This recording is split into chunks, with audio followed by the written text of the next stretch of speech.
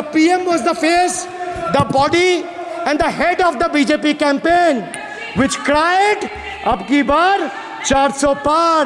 And what is the result of that audit? The result of the audit is BJP lost heavily in Bengal.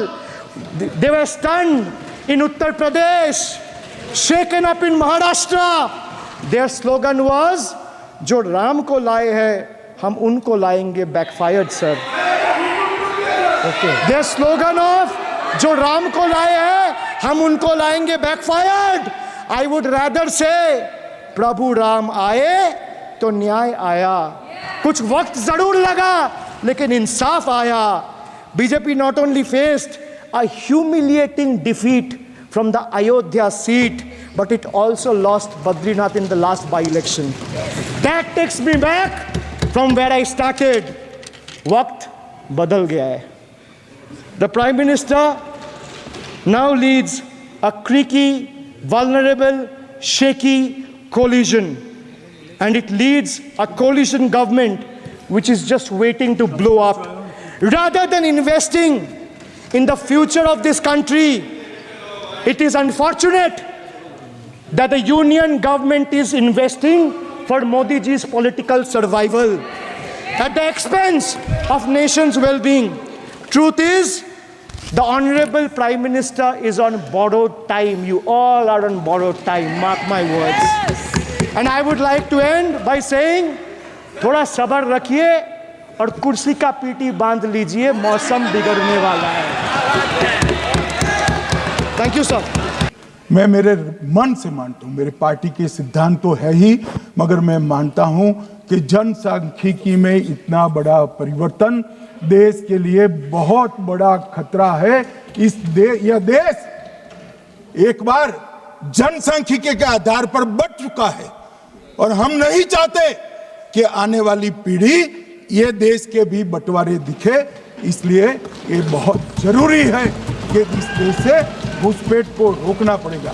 मान्यवर, ये कहते हैं कि घुसपैठ हो रही है, भारत सरकार की जिम्मेदारी नहीं है.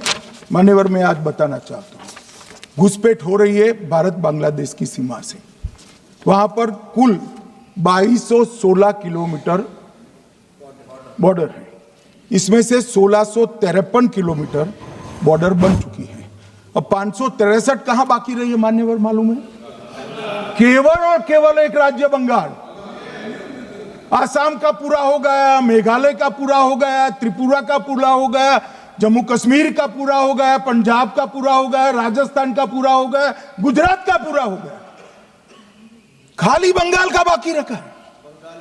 और मैं आज कहना चाहता हूं टीएमसी के लोगों को भी, ये राहुल जी के साथ में रहकर घुसपैठिया बचाओ यात्रा बिहार में निकली, साफ हो गए. आप भी घुसपैठियों को बचाओगे तो वहां भारतीय जनता पार्टी का विजय तय. मान्यवर, ये कहते हैं कि घुसपैठ क्यों हो रही? आप बॉर्डर नहीं बनाने देते, फेंसिंग नहीं करने दोगे, घुसपैठ नहीं होगी. फिर भी चलो, मैं पूछना चाहता हूं कि घुसपैठ होकर सबसे पहले घुसपैठिया कहां आता है? कहां आता है? तो गांव में आता है. पटवारी को मालूम नहीं पड़ता, गांव के थाने वाले को मालूम नहीं पड़ता. इसकी मतदाता सूची में नाम डालने के लिए आधार कार्ड कहां बनता है? वहीं बनता है. उसका राशन कार्ड कहां बनता है? बंगाल में बनता है. और मतदाता सूची में कौन सी मतदाता सूची में ऐड होता है? तो बंगाल में होते. आपकी कोई जिम्मेदारी नहीं है. मान्यवर, ये देश के भविष्य और सुरक्षा के साथ खिलवाड़ कर रहे. कभी कभार चुनाव तो जीत जाओगे घुसपैठियों के आधार पर, परंतु इस देश की सुरक्षा को आप ताक पर रखो. मैं आज कहना चाहता हूं मान्यवर, बिहार की जनता ने एक बहुत महान फैसला किया है घुसपैठिया बचाओ यात्रा के खिलाफ जनादेश दिया. और बंगाल भी ये करने जा रहा है. मान्यवर, आने वाले दिनों में करेंगे, उनको मालूम नहीं.